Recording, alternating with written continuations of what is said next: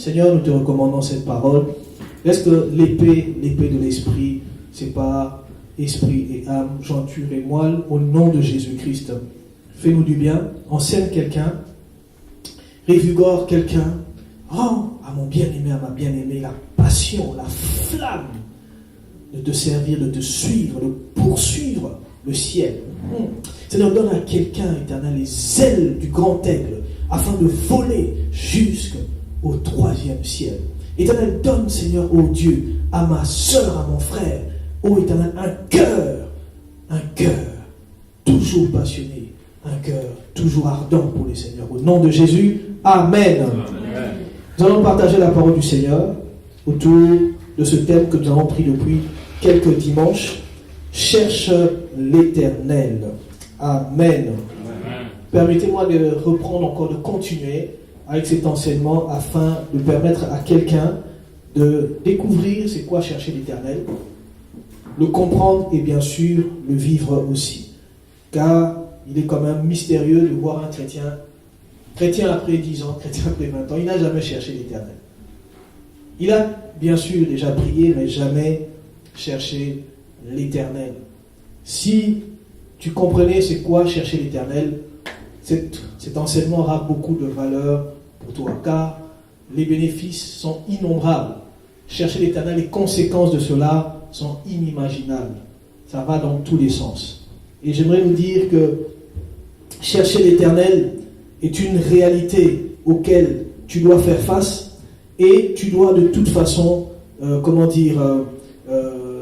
devenir familier avec cela.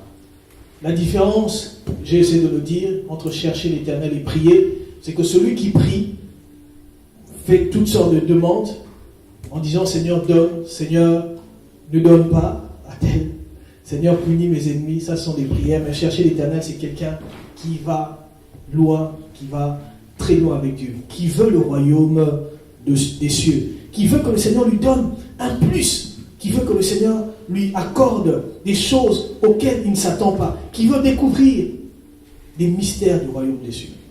Et pour celui qui veut à peu près comprendre c'est quoi chercher l'Éternel, il y a des synonymes dans la Bible tels que vaquer à la prière.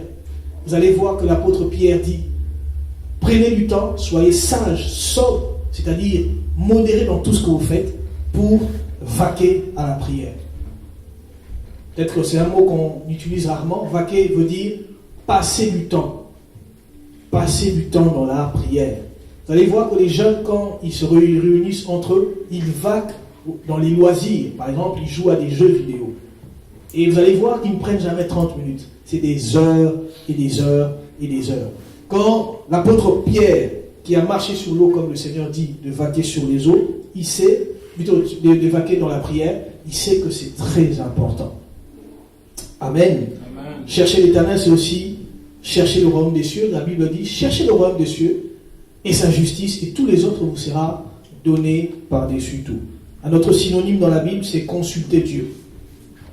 La Bible dit que Rebecca avait de la peine pour avoir un enfant, pour avoir des enfants. Son mari a imploré Dieu, et quand elle est tombée enceinte, il y avait des jumeaux au-dedans d'elle. La Bible dit qu'elle consulta l'Éternel. Elle est allée chercher la face de Dieu pour savoir qu'est-ce qui se passe au-dedans de moi. Nous, enfants de Dieu, nous avons aussi besoin de consulter Dieu, autrement de lui poser des questions. Au-delà même de la prière, parce que Dieu a déjà exaucé, on veut savoir, mais qu'est-ce que je suis en train de vivre? Ce serait quand même mystérieux de voir un chrétien qui ne fait que demander. À un moment aussi, il faut essayer de comprendre ce que nous sommes en train de vivre, n'est-ce pas? Amen. Amen. Amen. Seigneur, donne-moi le mariage. Tu es dans le mariage, ça tourne au vinaigre. Demande au Seigneur pourquoi ça tourne au vinaigre. Et le Seigneur te dira à cause de ceci, à cause de cela. À aucun moment le Seigneur te dira ce n'est pas la femme de ta vie, ni l'homme de ta vie, ou ne te dira c'est un sorcier. Il devait te le dire avant. Amen. Amen. S'il t'a béni, je dis bien s'il t'a béni, il t'a ouvert cette voie, il te conduira et te parlera. Chercher l'Éternel aussi, c'est se confier en Dieu. C'est-à-dire que tu es quelqu'un qui aime dans tes voies, dans tes projets, se reporter vers Dieu, se tourner vers Dieu, parler à Dieu. La Bible dit, parlant du Christ quand il était sur la croix, les Juifs diront, il s'est confié à Dieu. Voyons voir s'il va le délivrer. Celui qui se confie à Dieu, c'est quelqu'un qui n'oublie jamais de faire de Dieu son confident. C'est-à-dire qu'il a des secrets avec Dieu. As-tu des secrets avec Dieu? Autrement, as-tu des choses que tu ne dis qu'à Dieu? Et lui aussi te dira certaines choses, mais à ne pas dire à d'autres personnes. Vous savez, l'amitié fait qu'il y a des choses que tu me dis, que je ne dirai pas aux autres, des choses que je te dévoile, que tu gardes aussi pour toi. Et je puis vous assurer que lorsque nous marchons avec Dieu, lorsque nous avons des confidences avec Dieu, le Seigneur aussi commence à nous confier des choses, bien souvent qui sont pour nous. Il peut te parler de tel événement, de telle situation, de telle personne, et tu commences à avoir des secrets avec Dieu. As-tu des secrets avec Dieu? Amen. Amen. Pose la question à ton voisin, à ta voisine. Est-ce que tu as des secrets avec Dieu? Est-ce que tu peux poser cette question, s'il te plaît? C'est vrai que c'est tout un enseignement, mais c'est une parenthèse. Est-ce que tu te confies en Dieu? Alléluia. Amen. Au dernier synonyme que je prendrai, se confier à Dieu, plutôt chercher l'Éternel, c'est aussi s'approcher de Dieu. S'approcher de Dieu. La Bible dit, approchez-vous de Dieu, il s'approchera de vous. Certains essaient de croire que Dieu, comme on est en Christ, tout va bien, il ne faut plus s'approcher de Dieu. C'est dans la Nouvelle Alliance qu'on a dit qu'il faut encore s'approcher de Dieu. Dieu est tellement merveilleux, tellement grand, que ce que tu connais de lui, ce n'est pas suffisant. Il faut encore s'approcher de Dieu. Nous avons commencé cette série d'enseignements et nous cherchons vraiment à ce que chacun d'entre nous trouve un temps de qualité, une période dans sa vie où il peut s'approcher de Dieu. Et je pense que 2019 est une année de rendez-vous avec le Seigneur. Alors pour que tu ne te perdes pas dans cette année et que tu crois que cette année c'est seulement l'année pour avoir ceci, cela, voyager, faire ceci, acheter et ainsi de suite, j'aimerais te dire que c'est une année aussi où tu dois apprendre ou réapprendre à chercher Dieu. Il y en a parmi nous qui ont cherché Dieu il y a longtemps. Il y en a parmi nous qui doivent le chercher de nouveau. Et nous avons scindé cet enseignement en 4 parties. Nous l'avons même simplifié, Maman Dash. Et nous avons dit que les 4 parties sont les suivantes. Les suivantes, pourquoi chercher Dieu premièrement? Deuxièmement, comment le chercher? N'est-ce pas que c'est simple? Et puis troisièmement, quand le chercher? Et on terminera par où le chercher. Pourquoi le chercher? On l'a si bien expliqué. On a parlé de certains rois dans la Bible qui avaient l'habitude de chercher Dieu, mais qui malheureusement ne cherchaient pas Dieu dans toutes les circonstances de la vie. Nous avons parlé de comment le chercher. Donc je fais référence aux enseignements qui sont passés. Aujourd'hui, j'aimerais nous parler de quand le chercher. Et puis nous terminerons par où le chercher. Amen. Amen. Ma prière, c'est que cet enseignement te donne vraiment l'envie de connaître un plus de ton Dieu, de te repositionner devant le Seigneur, de marcher de nouveau encore avec ton Dieu, de ne plus regarder à ta situation actuelle, mais de regarder à la richesse spirituelle, au point de t'élever devant le Seigneur, et le Seigneur te visitera en son temps. Parce que le diable a tendance à nous paralyser par les réalités de la vie, et paralyser même notre vie chrétienne, notre service chrétien, au point où nous sommes loin de ce que Dieu pense de nous. Pour aujourd'hui, je nous propose un texte célèbre, connu, et quand je veux le dire, je crois tous nous allons nous retrouver. 2 Chroniques 7, 13 et 14. Il y a même des serviteurs de Dieu qui en ont fait des chansons, un cantique. Je m'en vais lire la bonne parole de Dieu, 2 Chroniques 7, 13 et 14, et c'est le verset 14 qui nous intéresse. La Bible déclare: quand je fermerai le ciel et qu'il n'y aura point de pluie, quand j'ordonnerai aux sauterelles de consumer le pays, quand j'enverrai la peste parmi mon peuple, si mon peuple sur qui est invoqué mon nom s'humilie, prie et cherche ma face, et s'il se détourne de ses mauvaises voies, je l'exaucerai des cieux, je lui pardonnerai son péché et je guérirai son pays. Est-ce qu'on peut avoir 2 amen? Amen, amen. Gloire au Seigneur. La Bible nous parle d'un peuple qui est le peuple de Dieu, qui malheureusement est frappé, non pas par les démons, mais parce que Dieu permet qu'ils soient frappés. Dieu les frappe et il permet au diable et aux esprits impurs de venir les punir. Et le Seigneur plutôt explique que par plusieurs circonstances, ce peuple a l'impression que le ciel est fermé, qu'il n'y a plus de pluie, que les sauterelles sont en train de consumer le pays. Il y a la peste et toutes les maladies que nous connaissons. C'est ainsi qu'il peut arriver dans notre vie que nous avons l'impression que tout est paralysé, tout devient lent, tout devient incompréhensible, on perd tous les amis, tout devient amer. Mais la Bible dit, si mon peuple, sur qui est invoqué mon nom, fait ceci et cela. Et parmi les recommandations du Seigneur, l'Éternel demande au peuple de chercher sa face. C'est ainsi qu'au premier culte déjà, je disais que la différence entre ce texte nous dévoile qu'il existe une différence entre prier ou demander et chercher la face du Seigneur. Amen. Amen. Et c'est ainsi que dans notre voyage, nous avons commencé à parler de ces différentes étapes. Pourquoi le faire? Comment le faire? Aujourd'hui, je veux nous parler de quand le faire. Quand chercher Dieu? Et pour celui qui n'a pas la première partie, il y a moyen de le retrouver. Amen. Amen. Quand chercher Dieu? Quand le faire? Est-ce que nous sommes appelés à chercher Dieu à tout moment? Prenons simplement cette hypothèse que chercher Dieu demande beaucoup d'heures, beaucoup de temps, beaucoup de jeûnes et prières, beaucoup de sacrifices. Autrement, si c'est la vérité, il serait impossible alors de chercher Dieu tous les jours, tout le temps, de la même manière. Prenons un exemple, un frère ici qui cherche Dieu, qui est dans une période où il cherche Dieu, tous les jours il prie de minuit à 6 heures du matin. Tous les jours. Mais si cette personne est un chauffeur de grand car, je déconseillerais aux frères de l'église de prendre ce camion-là, de cet autocar. Pourquoi? Parce qu'à un moment, il aura des visions au volant. S'il continue à chercher Dieu pendant qu'il va au travail. Amen. Amen. Autrement, il doit s'arranger pour chercher Dieu d'une autre manière, ou prendre ses week-ends pour faire ses veillées de prière. Je prends un autre bien-aimé, cette fois-ci, je prends une maman mariée. Elle est dans cette période où elle doit chercher Dieu. Elle sent qu'elle doit chercher Dieu. Qu'est-ce qu'elle fait? Elle est tout le temps à l'église. Elle prie du matin au soir.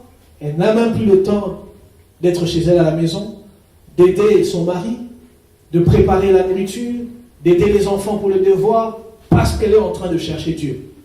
Or, cela serait un désordre.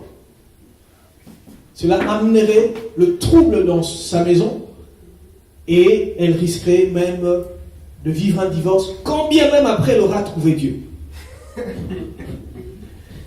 Amen. Et nous en connaissons plusieurs. Chercher Dieu demande un sacrifice, demande un engagement plein de passion. J'ai toujours dit et j'ai toujours pensé, lorsqu'on est en train avec des amis, le pasteur Papicho, le pasteur Novi et les autres, on parle de notre jeunesse, notre adolescence plutôt dans la foi, et lorsqu'on parle de tout ce temps où on se réunissait pour prier, le pasteur Novi me rappelait même comment quand on se retrouvait, on n'avait pas de plan de prière, il n'y avait aucune campagne, aucune réunion de prévu, mais on se mettait à prier des heures, comme si on préparait quelque chose. Et quand on apprenait que notre berger avait une réunion, on se mettait à prier pour ces réunions à lui, plutôt une campagne, comme si c'était notre propre campagne. C'était notre adolescence. Et quelle est l'explication de cette ferveur? C'est simplement la passion. Et j'ai compris que l'homme vit selon ses passions. Prenez aujourd'hui quelqu'un qui aime le football. C'est la passion. Vous pouvez m'amener aujourd'hui dans un stade de football, dans un match, dans une coupe du monde. Je suis au stade. Je serai autant électrifié que tout le monde.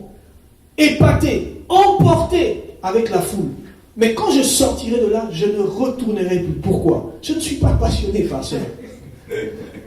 Mais celui qui va retourner est simplement passionné. J'aimerais te dire, si aujourd'hui tu essaies de prier 1 heure et que tu le refais demain, après-demain encore, c'est parce que tu as la passion. Et celui qui prie 1 heure aujourd'hui et demain il n'arrive pas à prier 2 minutes, c'est un problème de passion. Amen. Amen. Si cette semaine tu as réussi à présenter, à offrir à Dieu ton corps en sacrifice de jeûne, 2 jours sans manger ou en sautant les repas, et tu ne le fais que l'année qui suit, c'est C'est une question de passion. Il n'y a pas de flamme qui brûle pour cela. Mais quand il y a une flamme qui brûle, nous voyons des gens, on n'arrive même plus à empêcher de prier.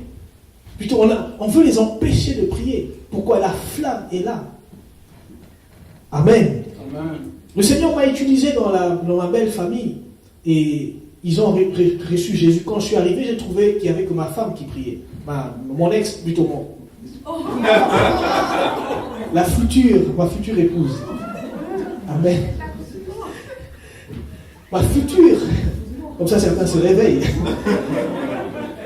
Je l'ai trouvé seul dans la foi. Alors le Seigneur m'utilise pour que les autres viennent à Christ. Maintenant, le petit frère, le cadet, avec le réveil qui soufflait, le temps, la flamme, la passion qu'il avait, il avait, je crois, 14 ans, ou 12 ans, je ne sais plus, il a commencé à avoir l'envie de chercher Dieu. Et il s'est retiré dans une pièce, dans l'annexe de leur maison, il priait 4 à 5 heures par jour. Et un jour, j'arrive dans la famille je pars visiter un peu, celle que je commençais à aimer. Et quand j'arrive là, la maman me dit, est-ce que tu peux empêcher le jeune de prier autant? Il ne fait plus que prier. On ne le voit plus, il ne fait que prier et prier. Il cherchait la face de Dieu. Est-ce qu'on a déjà empêché de prier? Amen. Même le diable dit, mais tu sors, tu viens d'entrer, tu es déjà sorti. Amen. Alléluia. Amen. La prière, ce dont nous sommes en train de parler, c'est la passion en fait. C'est un désir brûlant. Ça brûle de l'intérieur. Ça peut arriver parce que nous l'avons lu dans la Bible ou parce qu'on l'a observé chez un serviteur de Dieu, chez un bien-aimé. Tu dis, j'ai envie de prier comme cette personne. Ça donne envie. On veut avoir une vie de prière, une vie de passion de prière. Personnellement, quand je vois quelqu'un faire un jeûne, entrer en période de jeûne, c'est pour moi, un appel ou une provocation, permettez-moi le terme. Je me dis, je dois faire la même chose. Ces derniers temps, j'ai beaucoup mangé. C'est trop, sinon je dois monter. Un de nous qui est ici, au début de cette année, je ne sais pas s'il le fait encore, mardi, mercredi, il montait. Il ne mangeait pas, très fatigué là quand on s'est retrouvé à la prière le mercredi. Ça m'a provoqué. Amen. C'est question de passion. Vous savez, la vie chrétienne, c'est une passion. On se la communique. On veut vivre comme celui-ci ou comme celui-là. Parce que au temps des apôtres, c'était pareil. Alléluia. Amen. Si nous sommes une grande église ou une église où les gens viennent, ils aiment bien, et que les gens ou les membres de l'église n'aiment pas la prière, on ne fait rien. Amen. Amen. Si tu ne te mets pas à genoux devant le Seigneur pendant 30 minutes pour dire, Seigneur, révèle-toi à moi, je veux connaître plus de toi. Qui tu es, en plus de ce que le pasteur a dit à l'église, qui tu es réellement. Seigneur, parle-moi. Je veux avoir une histoire privée avec toi. Fais-moi même un clin d'œil. C'est ta particularité, n'est-ce pas? Tu viendras nous raconter des témoignages. Alléluia. Quand chercher Dieu demande de la passion, mais aussi de la sagesse. Parce que chercher Dieu nous prive de certaines choses agréables de la vie. Malheureusement, quand on commence à devenir religieux en cherchant Dieu, on commence à trouver que les autres sont charnels. Pourquoi? Parce que quand on prend l'habitude aussi de chercher Dieu, d'être en jeûne, d'être en prière, quand on voit les autres regarder la télé, ce sont des charnels. Hein? Et là, on tombe sur l'autre versant. Amen. Comme un frère que je connais qui est arrivé chez des gens, chez mes amis à moi, il était à la télé, il dit non, je suis là, il ne faut pas trop regarder la télé comme ça. C'était la première fois qu'il arrivait dans cette maison-là. Pourquoi? Il avait la flamme. Amen. Oh, ma prière, c'est que cette flamme, ça embrasse quelqu'un. La Bible dit que les ailes de ta maison me dévorent. Aimant les choses de Dieu, mais avec passion. Est-ce qu'il t'arrive quand tu regardes la télé en plein film, en plein movie, pendant que tu regardes, tu es à la télé, tu commences à parler en langue. Tu commences à faire les 100 pas. Alléluia. Oh Seigneur, tu es glorieux. Essaye ça seulement. En plein film. S'il n'y a pas 2 anges qui vont venir dans... Il dit, mais celui-là, il a quelque chose. Comment il peut... Amen. Amen. Essaye. J'allais dire, ce sont des nouveautés. Ce n'est pas des nouveautés. Essaye en pleine action. Tu es en train de faire quelque chose. Tu dis, tu es en train de parler, attends, je te rappelle. Tu prends 15 minutes. Tu pries seulement. Tu pries encore. Tu aimes la prière. Chercher Dieu, c'est important. Nous avons besoin encore de prière. Christ, notre modèle, priait beaucoup. J'aimerais vous parler de 5 périodes de la vie où il faut impérativement chercher Dieu. En fait, si je dis impérativement, il y a 5 périodes. Je pense qu'il y a peut-être plus. Mais il y a des périodes dans la vie où il faut chercher Dieu. Un peu plus que d'autres. Mais dans toutes les périodes de la vie, il faut beaucoup prier. N'est-ce pas? Le matin, il fallait prier. Quand on va sortir encore avant de manger, tu rends grâce. Mais ne cherche pas Dieu pendant que tu veux manger. Amen. Parce que si tu veux chercher Dieu pendant que tu vas manger, tu ne vas pas pouvoir manger. La nourriture va se refroidir. Tu mets au micro-ondes, quand ça sort, toi, tu cherches encore Dieu. Amen. Vous connaissez ce genre de personnes, lorsque vous demandez, élève la voix pour prier, il prie longtemps, au moment de manger. La prochaine fois, vous n'allez plus lui demander. Nous étions dans une retraite avec le frère Moussa, en 99, et un de nos responsables, au moment de clôturer pour manger, il entend un cantique. Quand le cantique arrive à la fin, on a les yeux fermés, il entend un deuxième cantique. Puis un troisième, je ne sais pas s'il se rappelle de ça. À un moment, je me pose la question, qu'est-ce qui se passe? J'ouvre les yeux, je vois il est en train de rigoler. Après, j'ai appris qu'il était tombé. Amen. Amen. Donc, je disais simplement que nous avons besoin de connaître les périodes dans lesquelles il faut chercher Dieu. Il y a des périodes, et note-les si tu peux, afin que tu cherches Dieu dans cette période-là. Il y en a 5 que le Seigneur m'a mis à cœur, et c'est sur les 5 que j'aimerais nous partager aujourd'hui. Premièrement, c'est sur ordre du Seigneur. Amen. Amen. Amen. Sur ordre du Seigneur, il faut chercher Dieu. Je vous donne comme texte Matthieu chapitre 4, le verset 1 à 2. Matthieu 4, 1 à 2. La Bible dit, alors Jésus fut amené par l'Esprit dans le désert pour être tenté par le diable. Après avoir jeûné 40 jours et 40 nuits, il eut faim. D'autres versions disent Jésus poussé par l'Esprit dans le désert. J'aime bien comment il le dit, pousser. Donc c'est-à-dire, on te pousse. L'Esprit de Dieu l'a amené avec pression dans le désert pour prier, pour jeûner. Il y a des moments dans la vie où l'Esprit de Dieu, le Seigneur, te donne une recommandation de chercher sa face. Et tu le sais comme par révélation. Tu sais que cette période, il me faut chercher la face de Dieu. Il me faut beaucoup prier. Il me faut me retirer en prière. Il me faut me retirer en jeûne. Il me faut me retirer même dans les forêts. Amen. Il faut que j'aille en retraite. Amen. Qui n'a jamais été en retraite ici? On va te chercher un endroit pour aller en retraite. Amen. Amen. Il y a des moments où tu reçois une recommandation de Dieu. Retire-toi, va chercher ma face. Christ Jésus, qui était oint, qui reçoit l'Esprit de Dieu, le Saint-Esprit l'amène dans le désert pour qu'il puisse non pas manger, mais qu'il puisse prier et beaucoup prier. Amen. Amen. Quand cette recommandation vient, il faut le faire. Pourquoi? De peur que ce temps de visitation, ou cette porte que le Seigneur t'ouvre, puisse se fermer. Et le danger est que tu risques de commencer à frapper à la porte. Le Seigneur n'est plus dans cette période-là de prière. Amen. Amen. Et c'est ainsi que toute personne, tout enfant de Dieu est appelé à connaître et à vivre des temps de prière sur ordre du Seigneur. Certains à leur degré et d'autres dans notre dimension. Mais j'aimerais simplement nous dire, ce temps, ces appels, ces convocations arrivent plusieurs fois par année. Ça arrive, on ne sait pas pourquoi. Peut-être parce que le Seigneur voit quelque chose en train d'arriver, il te pousse à la prière. Il te pousse à chercher sa face. Mais si tu n'as pas le cœur à ces choses, tu vas prier un peu, tu t'arrêtes. Un chrétien ne peut pas avoir seulement des temps de jeûne avec l'Église. Tu dois aussi avoir tes propres moments de jeûne et prière. Amen. Amen. Sur ordre du Seigneur. L'Esprit de Dieu te met à cœur de chercher sa face et de traîner devant l'Éternel. Moïse, aujourd'hui, nous apprécions, nous admirons le ministère de Moïse. Moïse montait sur la montagne sur ordre du Seigneur. Alléluia. Amen. Je ne sais pas si tu as déjà raté les rendez-vous de cette année. Ma prière, c'est que, en mois d'avril, que tu aies des rendez-vous avec Dieu.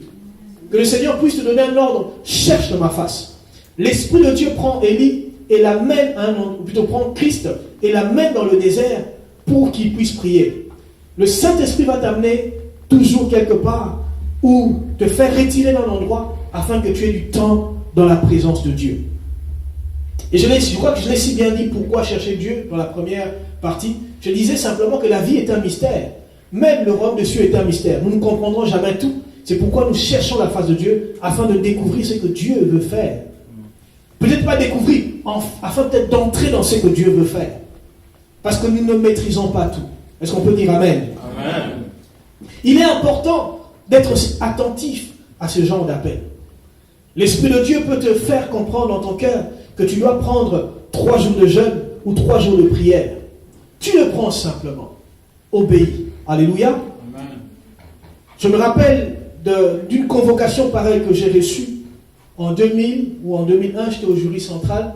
Un jour, je ressens dans mon cœur que je dois prendre 3 jours de prière, mais pas en jeûne, mais 3 jours de prière où je dois prier. Pendant ces 3 jours, je dois prier 3 heures d'affilée, simplement. Alors j'ai prié le premier jour, le deuxième jour. Mais le problème, c'était quoi? C'était en pleine période d'examen.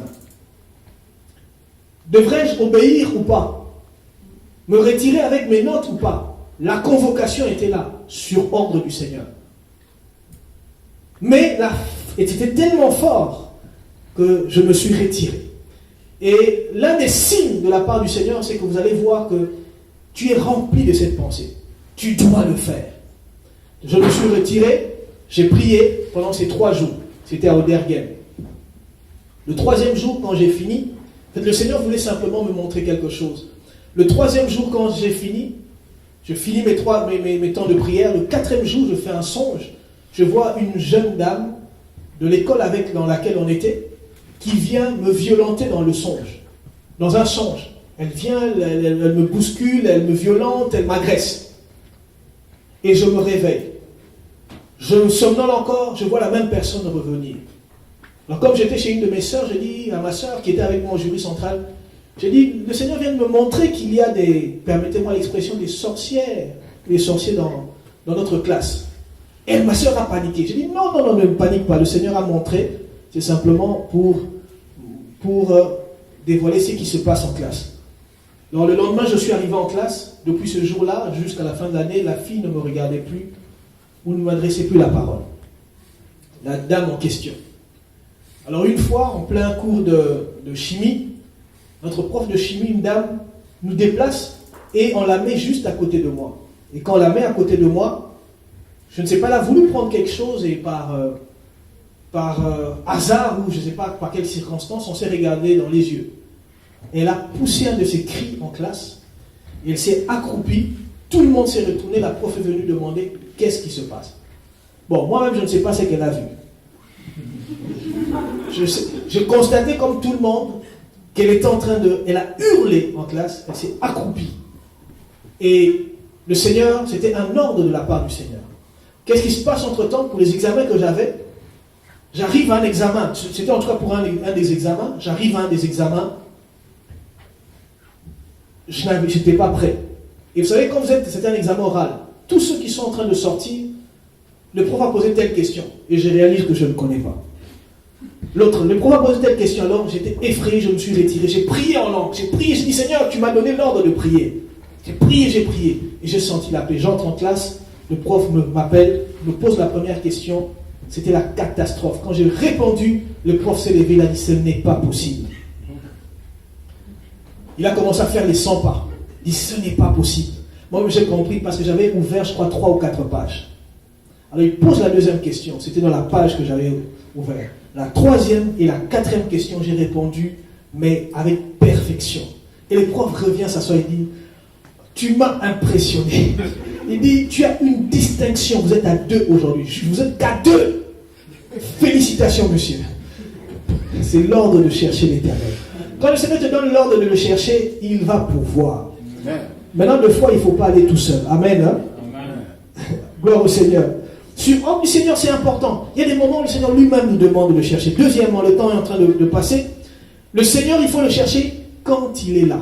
Est-ce qu'on peut dire avec moi quand il est là? Quand il est là. Ésaïe 55, le verset 6, la Bible dit « Cherchez l'Éternel pendant qu'il se trouve.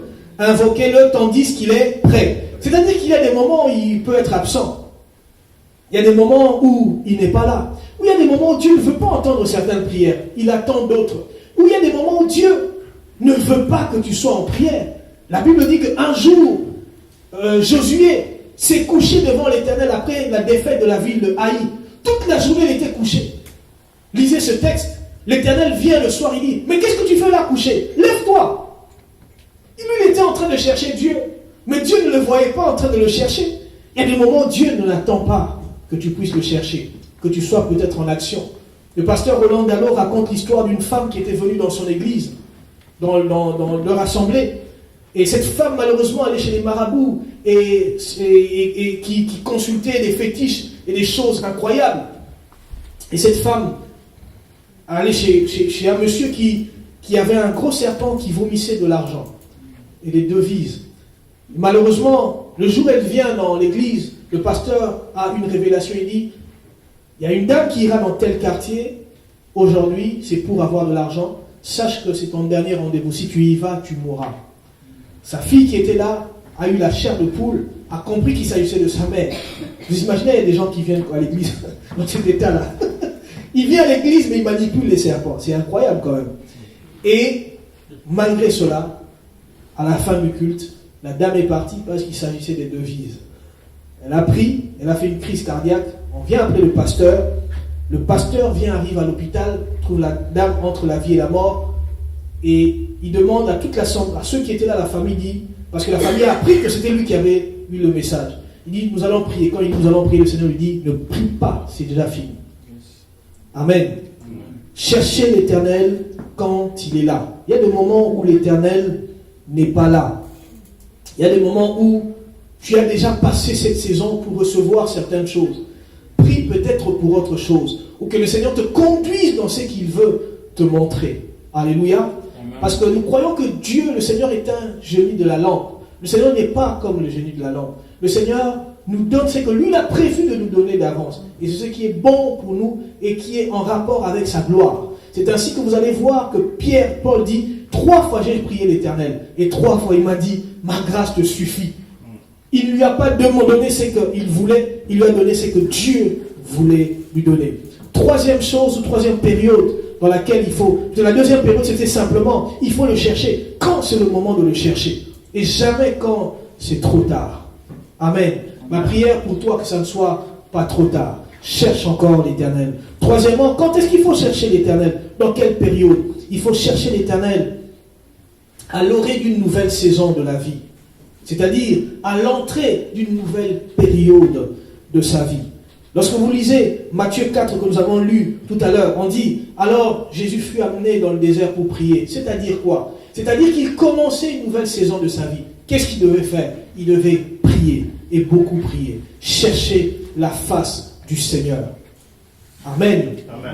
Il faut chercher Dieu pour une nouvelle saison de sa vie. C'est très important. C'est vital. Tu entres dans des belles choses, cherche Dieu. Tu entres dans une période de trouble, cherche Dieu aussi. Quelqu'un qui, par exemple, qui commence les études universitaires, il faut chercher Dieu. À l'université, il n'y a pas que étudier, être intelligent. Il y a beaucoup de paramètres. Il faut aussi la direction de Dieu. Les miracles existent aussi à l'université. Je vous assure. Amen. Amen. Autre saison dans laquelle il faut entrer, je nous encourage, les fiançailles ou le mariage. Quand tu veux entrer dans ces choses, cherche Dieu.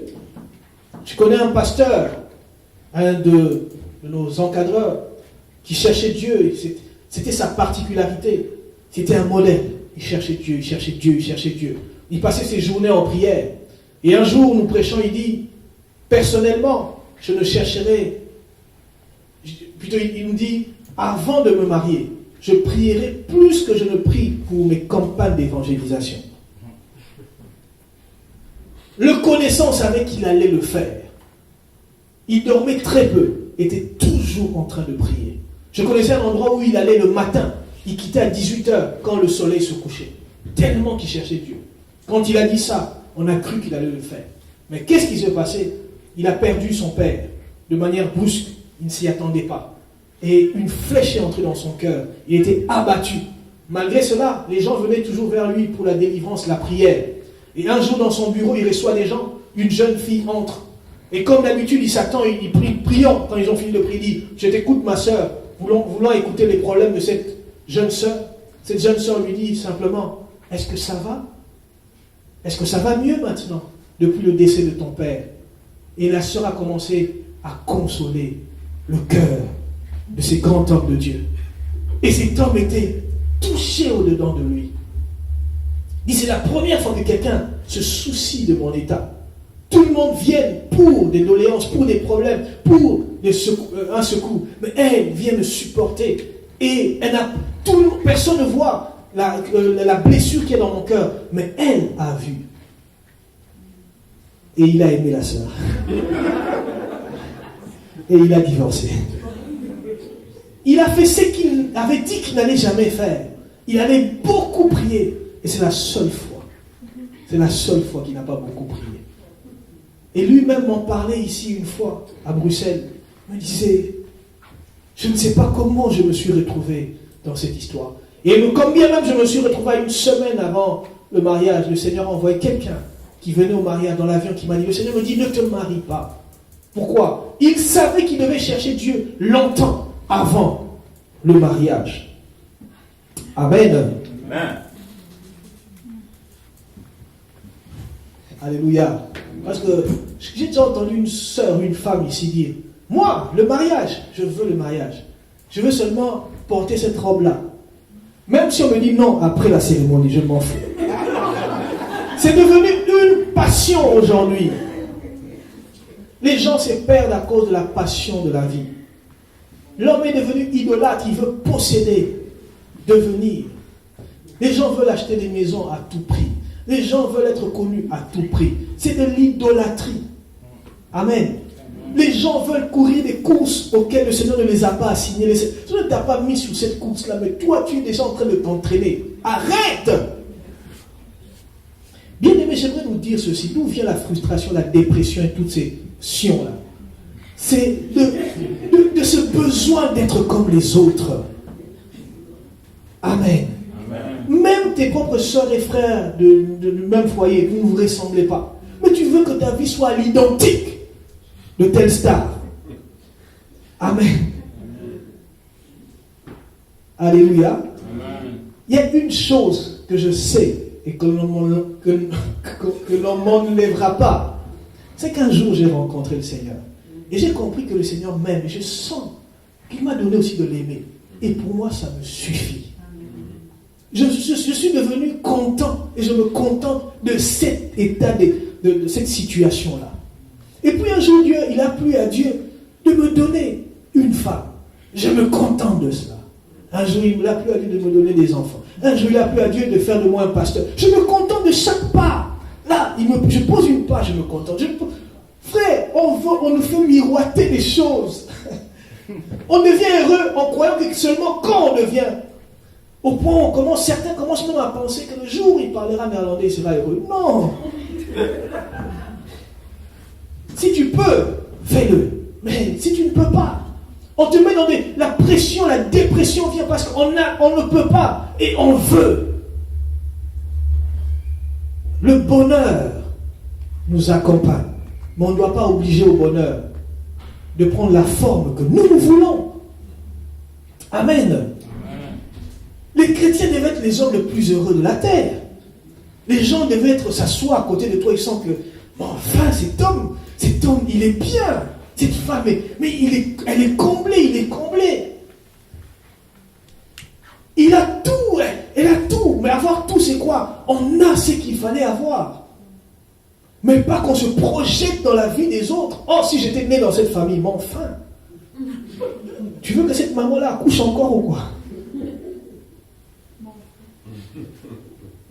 Alléluia. Même dans les choses de Dieu. On voit des artistes, un a sorti un cantique, un CD, ça marche. Mais lui, il a ce don-là. Amen. Et c'est comme ça que nous écoutons des cantiques qui n'ont jamais été commandés par le ciel. Tu écoutes, tu dis, mais c'est quoi cette chanson? Amen, frère Caleb. Les fiançailles, c'est important. Alléluia. C'est important, très important.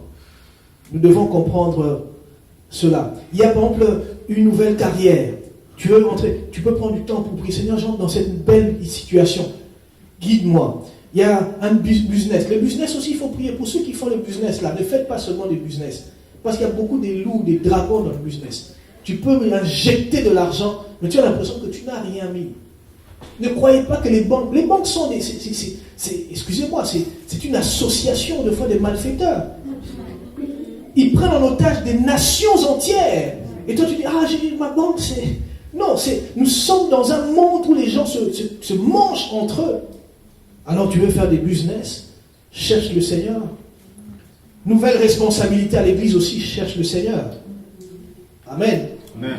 On te donne une responsabilité à l'église, commence à dire comment je peux être une bénédiction pour cette assemblée. Prends un temps de prière. Prends une semaine où tu te dis tous les soirs je prierai 1 heure. Je chercherai la volonté de Dieu dans la Bible. Je veux parler à Dieu. Je veux me purifier. Je veux confesser mes péchés. Je veux me dégager. Je veux enlever les soucis. Je veux pardonner. C'est ça, chercher Dieu. Tu te mets à nu devant Dieu. Pendant un temps. Quand tu sors de là, tu es rafraîchi. 4e raison, ou 4e moment, ou période importante pour laquelle il faut chercher Dieu, c'est en période trouble. Dans le même texte que nous avons lu au début de Chroniques 7.13, la Bible dit « Quand je fermerai le ciel, quand j'empêcherai la pluie, quand j'enverrai des sauterelles, quand je donnerai des maladies. » Amen. Quand nous sommes en période de trouble, il faut chercher Dieu. Amen. Quand ça ne va plus comme ça devait aller, prends du temps devant le Seigneur. Va chanter les louanges. Va te confier à Dieu. Va dégager ton cœur. Les chrétiens sont devenus lourds. Les chrétiens sont chargés. Ça devait être le contraire. Mais les chrétiens ont maintenant des fardeaux. Fardeaux de ceci, fardeaux de cela, fardeaux. Ils ont beaucoup de problèmes, les chrétiens. Au point même quand ils sont à l'église, au lieu de venir donner quelque chose, ils viennent prendre tout ce qu'il y a. Au lieu qu'on soit une assemblée où on vient que les nouveaux convertis viennent recevoir, on est encore en train de donner du lait, des biberons à ceux qui sont âgés. Pourquoi? On est tellement chargé, la semaine se passe mal, la semaine se passe loin de Dieu. Les chrétiens sont devenus de ceux-là qui ne sont pas transformés, égales à eux-mêmes, année après année. La seule chose qui a changé, c'est le nombre de versets bibliques dans la bouche. Il y en a un peu plus. Et tous les Amen, Alléluia. Dans le bus, là, Amen. On laisse la place. Gloire à Dieu, que Dieu te bénisse. Ça a changé. Mais quand on regarde la vie de la personne, la foi, il n'y a pas. On ne s'attend à rien. On pense que c'est l'homme qui va nous rendre heureux. Alors on s'attend aux hommes. Et c'est ainsi que nous avons des périodes troubles. Nous ne sortons pas de ces périodes troubles. Parce que nos yeux ne sont pas braqués sur le Seigneur. Nous ne sommes pas là en train d'attendre le Seigneur, de persévérer devant le Seigneur. Alléluia. Amen. Je me rappelle d'un jour où j'ai cherché Dieu. Je vais te donner cet exemple. En fait, un jour, il est arrivé, et c'est important de le faire. Et je pense que c'est une recette pour quelqu'un peut-être. Un jour, comme tout jeune homme, le temps des amours se sont approchés. Et j'ai rencontré celle que je devais mettre dans la maison. Je n'avais pas encore de maison, mais bon, c'est elle que je devais mettre dans la maison. Alors, les choses se sont précipitées. Vous savez, comme ça arrive souvent aux jeunes gens, c'est d'abord dans le cœur, avant que la sœur ne le sache. Et souvent, ce sont les amis, et puis, un jour, on part confesser, voilà, je t'aime. Amen. Alors, ce jour-là est arrivé malheureusement précipitamment. On m'apprend que je dois voyager, venir en Belgique et tout. On m'apprend là, et je dois... Le lendemain, j'étais parti. J'ai dit, mais est-ce que je dois garder ce que j'ai dans mon cœur? Je suis allé voir la sœur Barbara. Et vous savez, c'était pas dans un restaurant, je n'avais pas d'alliance. Je lui sors les belles paroles qu'il faut sortir. Et elle, de sa bouche, est sorti un nom vibrant. Un nom de militaire. un nom vraiment, genre, ce chemin c'est sens interdit. Circuler, il n'y a rien à voir. Ça sortait avec pression. Non. Et puis elle rajoute, on n'en parle plus. Le lendemain, j'ai pris l'avion. Je me disais, c'est quand les avions tombent comment?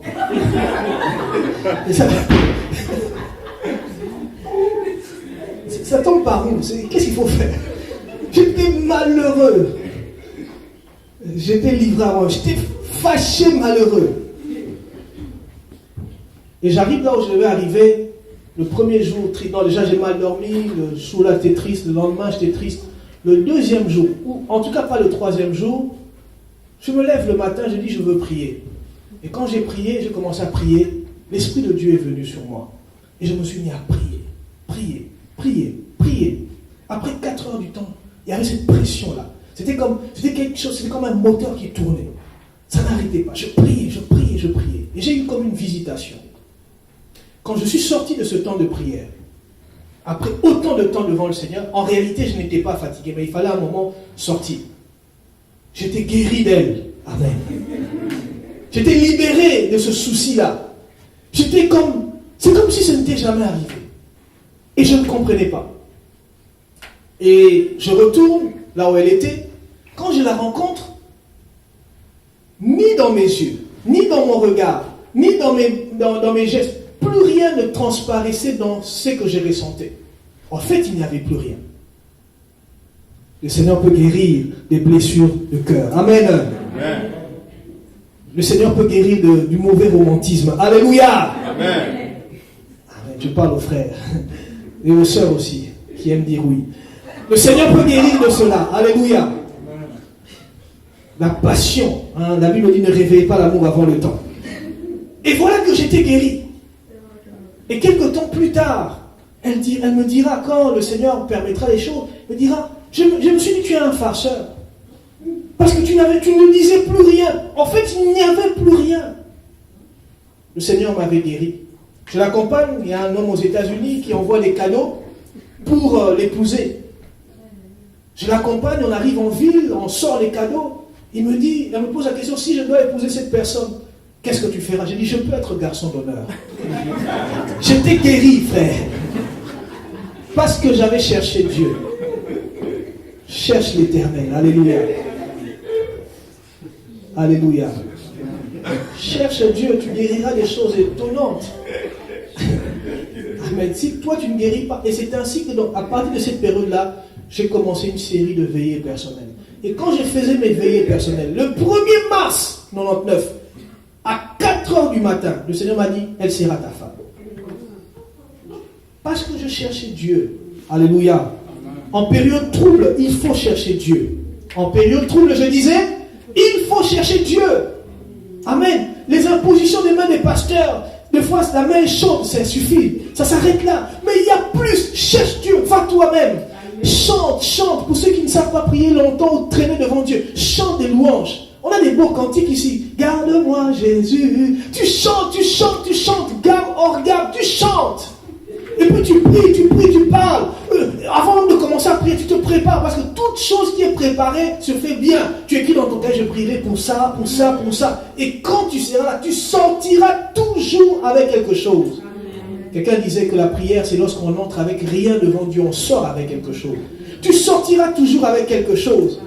D'où viennent les malheurs de nous les hommes? C'est parce qu'on s'attend beaucoup aux hommes. On a des plans des hommes dans notre tête.